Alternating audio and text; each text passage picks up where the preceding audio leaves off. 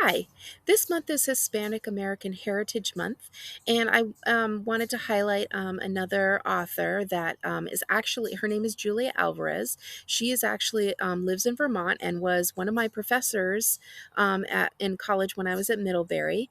An amazing, amazing author. I've loved a lot of her adult books, and this is a book that's written for younger readers called Before We Were Free.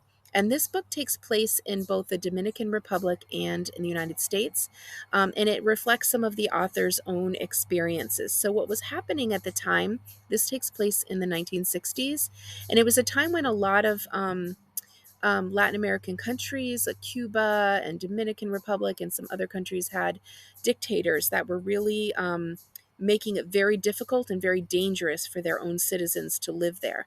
So in this book, so it's a huge part of American history because a lot of people immigrated to the United States because they were not safe in their own countries. In this case, in the Dominican Republic, it was Trujillo was the name of the dictator. In Cuba, it was Castro. So this is part of our history. This is part of how people, a huge population of people came to America. And these kinds of things are still happening today. So it's important to read history of other places. I find that reading books that are historical fiction like this one really helps me learn about parts of history that I perhaps didn't learn about in school. In school, there's you only have so much time in your social studies and history classes. You have to cover so many topics. You can't learn about every single part of the world.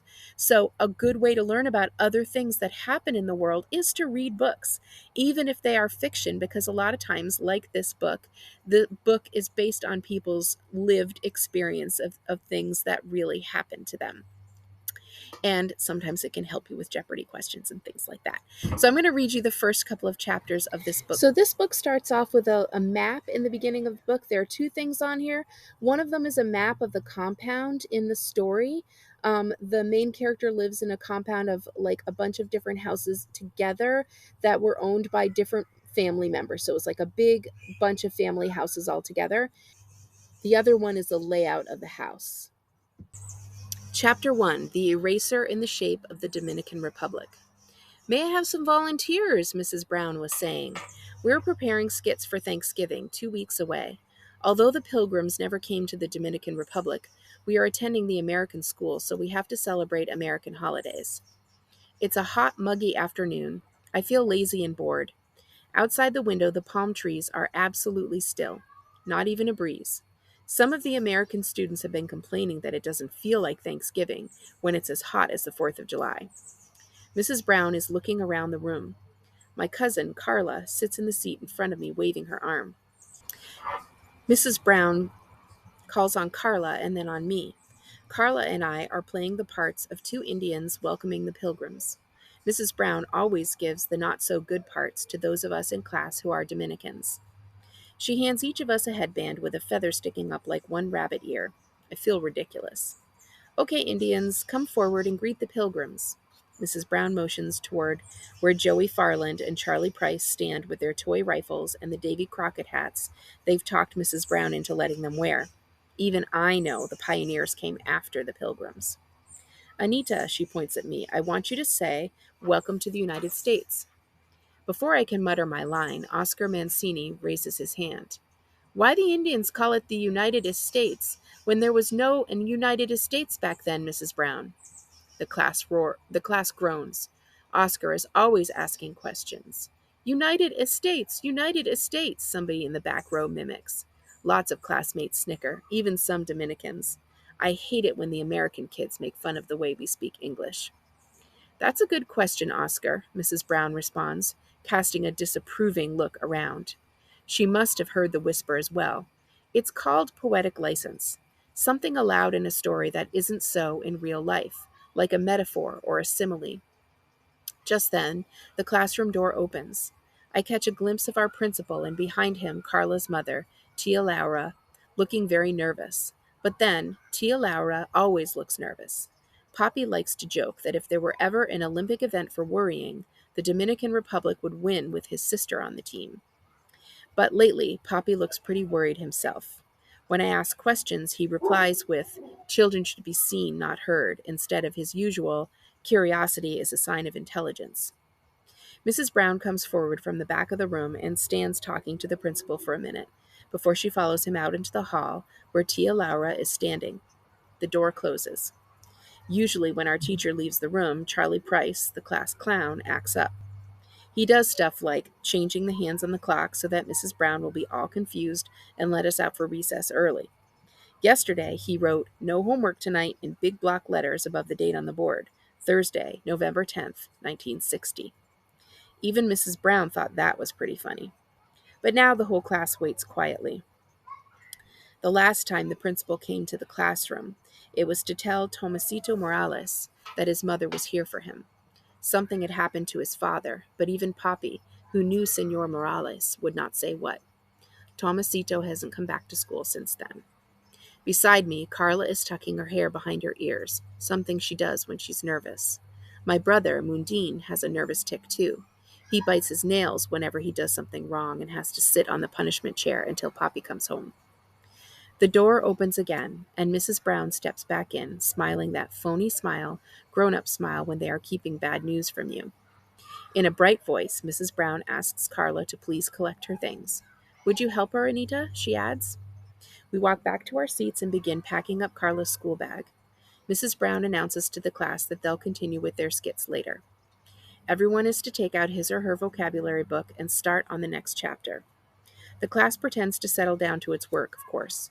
But of course, everyone is stealing glances at Carla and me. Mrs. Brown comes over to see how we're doing. Carla packs her homework but leaves the usual stay-at-school stuff in her desk. "Are those yours?" Mrs. Brown points at the new notebooks, the neat lineup of pens and pencils, the eraser in the shape of the Dominican Republic. Carla nods. "Pack it all up, dear," Mrs. Brown says quietly. We pack Carla's school bag with everything that belongs to her. The whole time I'm wondering why Mrs. Brown hasn't asked me to pack my stuff too. After all, Carla and I are in the same family.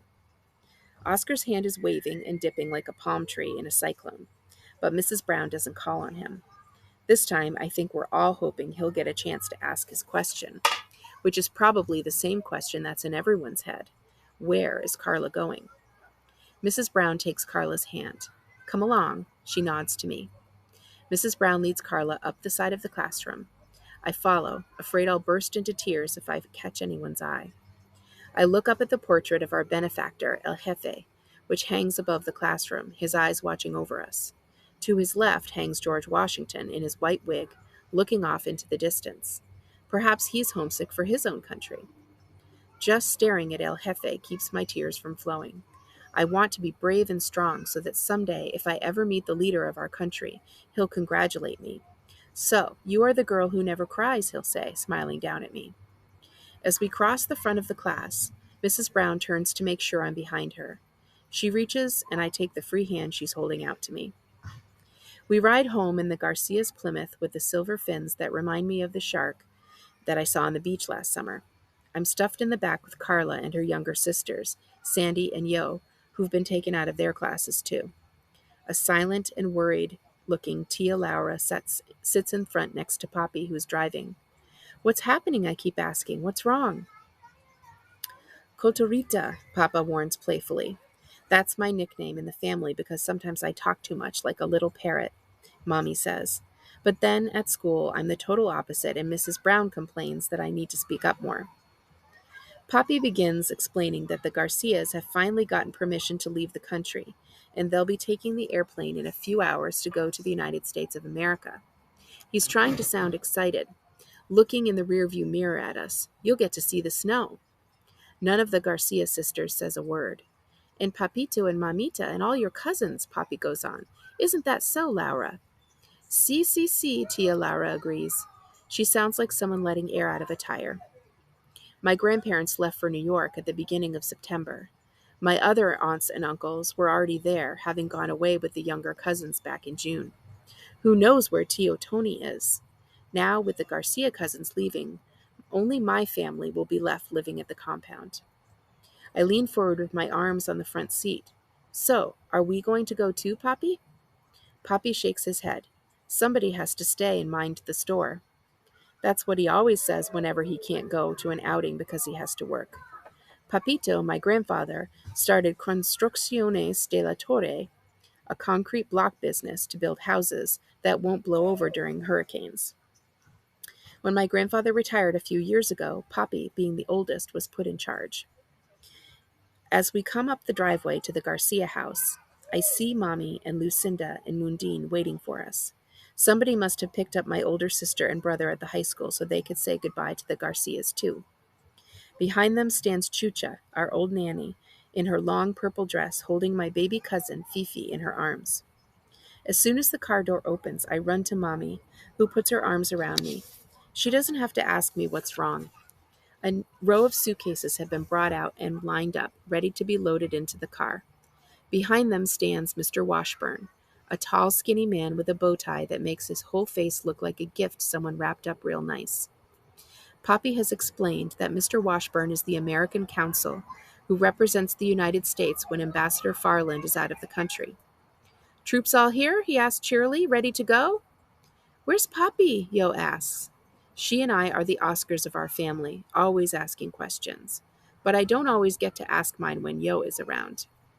A look passes from one adult to another as if they are playing musical chairs with their eyes, trying to decide who will be the one stuck answering Yo's question. Finally, Poppy speaks up. "He'll be waiting for you at the airport." It seems rude of Tio Carlos not to say goodbye, but something so unusual is going on that good manners seem beside the point. "Okay, girls," Tia Laura says, clapping her hands. "I want you to go to your rooms and change into the clothes on your bed. Chucha will go with you." Tia Laura takes baby Fifi from Chucha's hands so that the old woman will be free to help the girls. "Do we bring our book bags with us?" Yo wants to know. Tia Laura shakes her head. "One special thing, just one each, girls. We can only take 10 kilos apiece." "Can Anita come and help me pack?" Carla asks. She has already taken my hand and is leading me away with her. "Just be sure you make it quick," Tia Laura scolds, but even her scolding voice has nothing but worry in it.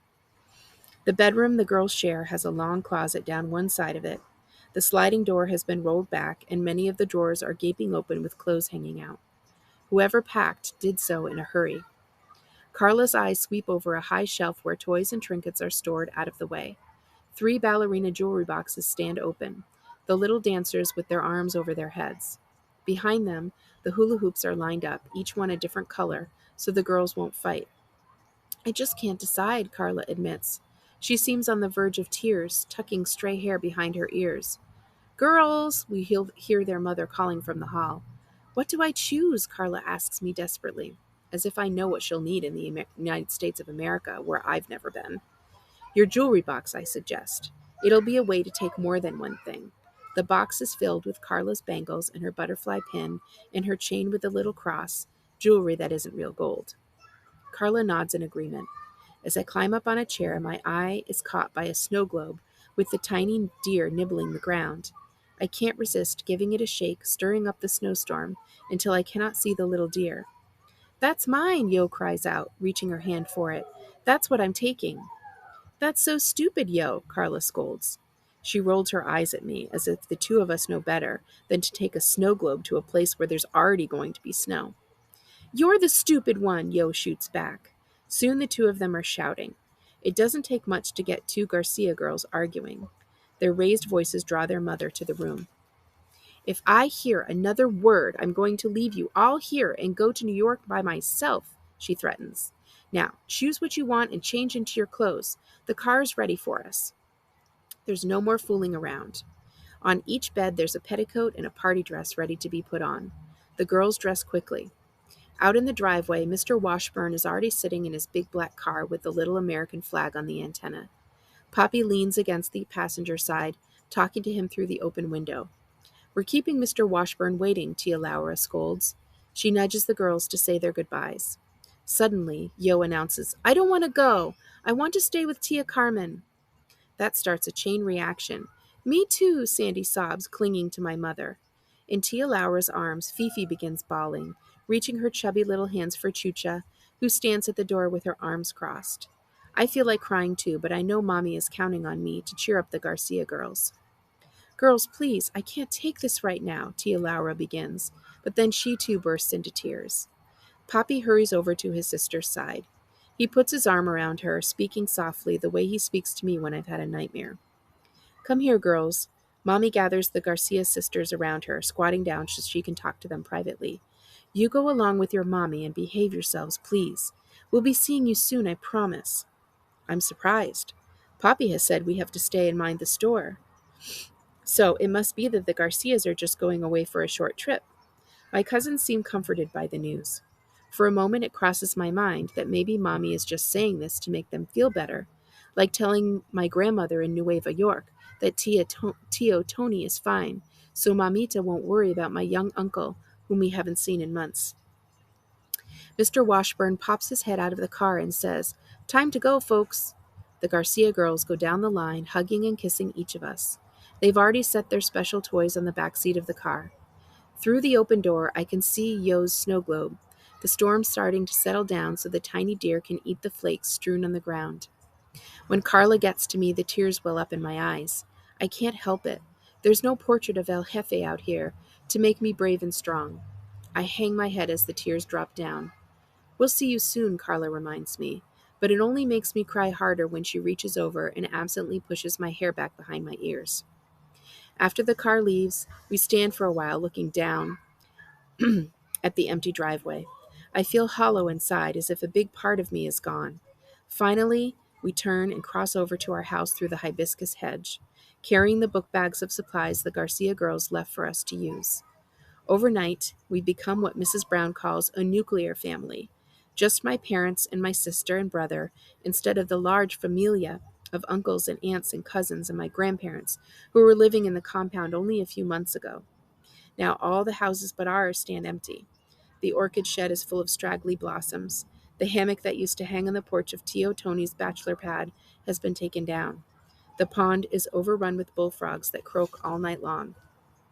For the rest of the afternoon, I mope around the house until Mommy sends me over to help Chucha move in. For the rest of the afternoon, I mope around the house until Mommy sends me over to help Chucha move in. Chucha has been part of our family for as long as anyone can remember and has taken care of every baby since Puppy was born. In fact, Chucha took care of me too, as she likes to remind me.